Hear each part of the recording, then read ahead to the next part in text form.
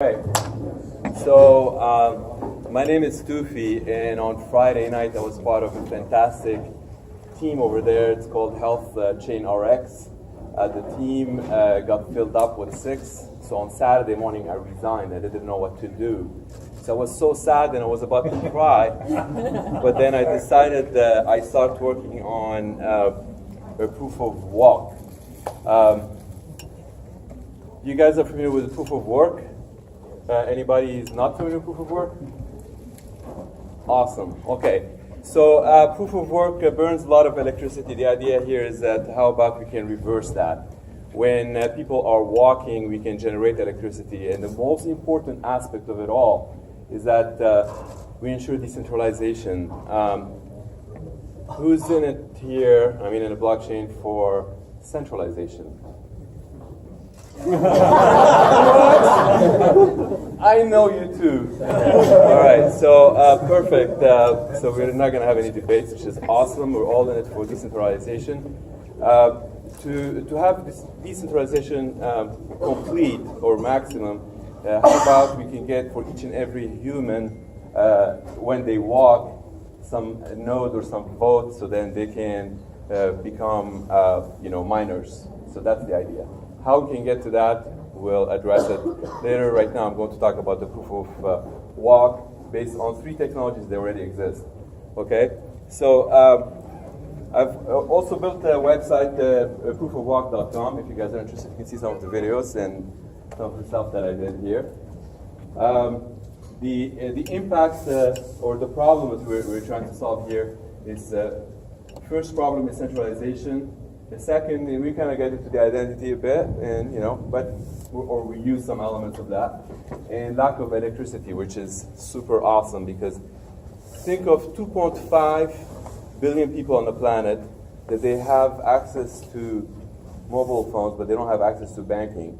Now, chances are they don't have access to electricity that much either. So if you provide them with an alternative, and the electricity runs out, or the phone dies. They're not going to be upset that their mother's not going to call them. They're just going to be upset they can't buy food. So an alternative to that would be like, how about we can get the electricity from within, from walking in the insole? And that's what we're trying to actually get here. Now, if we get the electricity and we get them to generate tokens or coins or whatnot, that would be super awesome. So that's basically the problem. On the end user, we feel that we can address several different aspects, like from privacy and security, and most importantly, liberty. I think this is an element that very close and dear to my heart. So that's basically the first word that I wrote in Chinese was liberty. And it was the last word.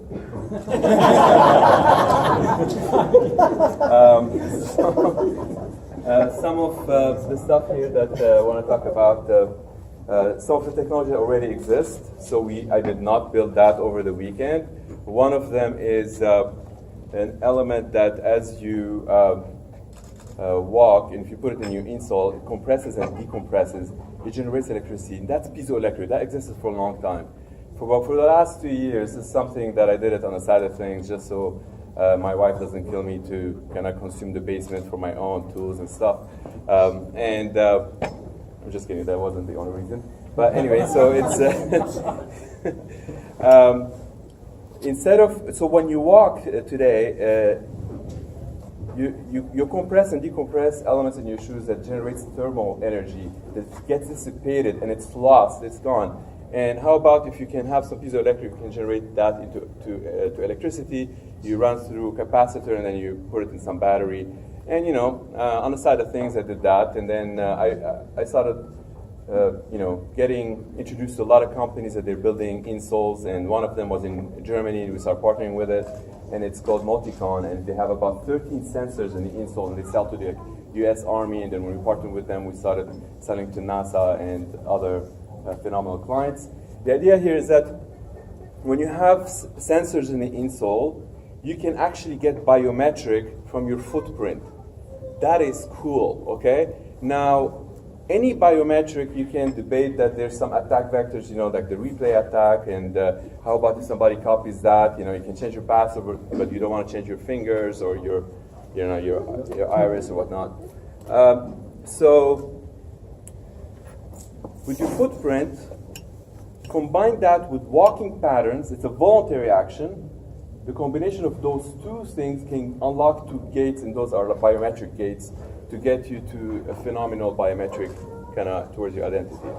So that's the technology number 3. So the first one is the charge, the second one is multi-con, and the third one it's called CryptoMotion.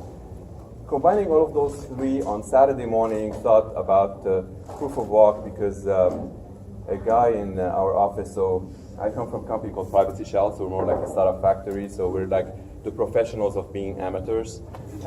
So there's 57 of us, and one of us who's the most amateur and one of the smartest, he once was making fun of me talking about like the shoes and all that, and he said, ProofOfWalk, that's about a year ago. And I said, I'm going to turn that into a company one day. So I decided yesterday, why not? Since I got kicked out of like a phenomenal team that I, helped build.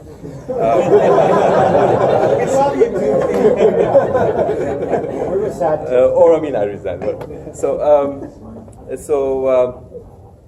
Combining those 3 technologies, we're able to have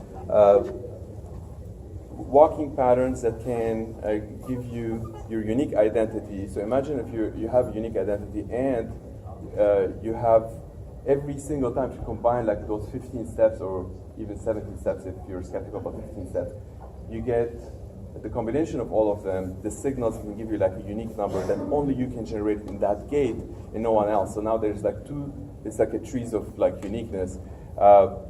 We still have some attack vectors that we haven't addressed, and this is when it comes to immediate needs help, and we're hoping that we can kidnap Vitalik, and he can help us with like writing some white paper or whatnot, or he can just voluntarily help us.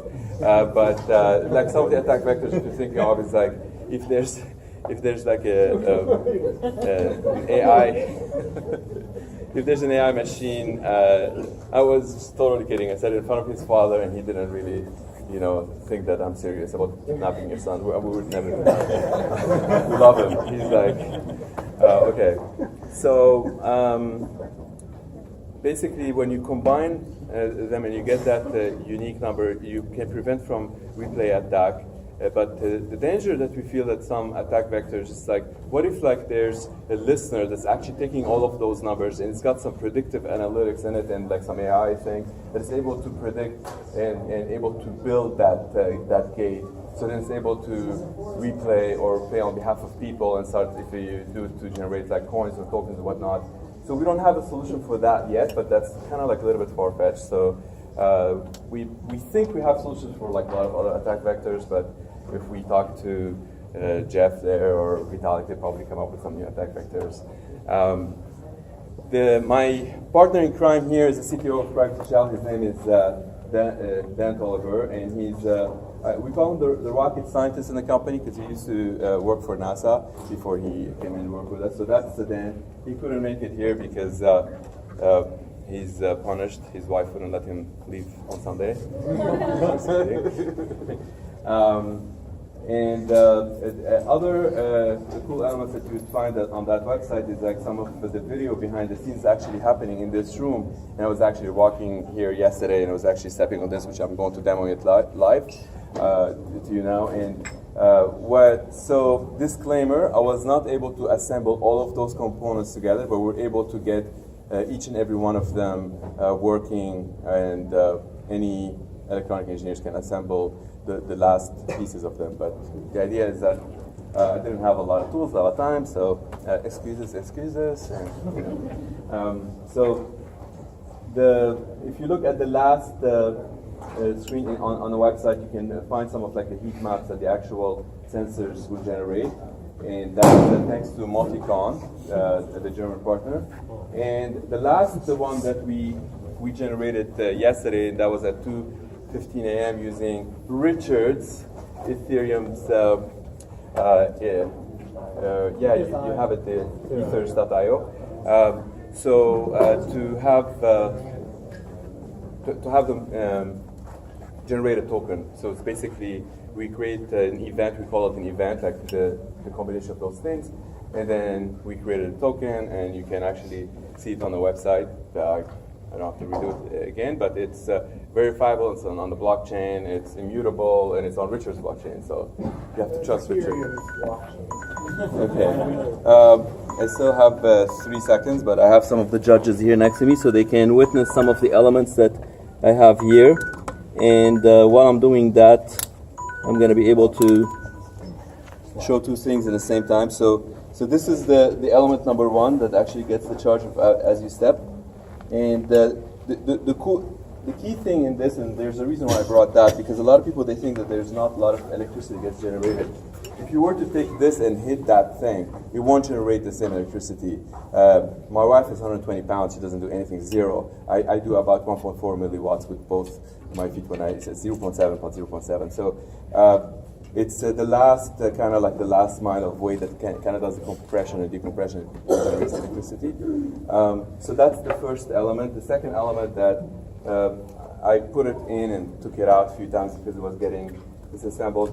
Here what we have is the entire Android. This has Wi-Fi, has Bluetooth, has the whole thing, and this gets the actual charge from there. It actually gets it through capacitor and puts it in a battery, and then when it's not, it basically, it sends the signals back up to your phone. So when you get that charge, if it's Wi-Fi, and you run your actual phone on airplane mode, your phone can last you like 2-3 days. So it kind of solves some problem for us, but it's mainly for the emerging market, solves like a huge problem. So I think I'm like 2 minutes above and beyond my time, but you guys may have some questions. No time for questions.